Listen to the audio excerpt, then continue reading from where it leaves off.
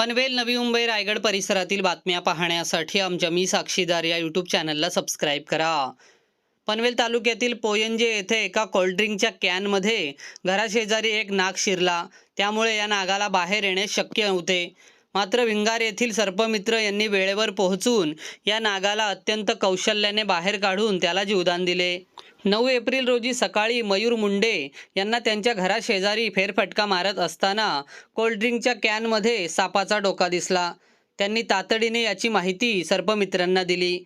माहिती मिळाल्यानंतर सर्पमित्र प्रतीक शेंद्रे यांनी आपले सहकारी अक्षय लबडे यांच्यासह घटनास्थळी ते दोघे दाखल झाले. सुमारे अर्ध्या तासांच्या प्रयत्नानंतर नागाला कोणत्याही प्रकारची इजा न होता सुरक्षितरित्या बाहेर काढण्यात आले.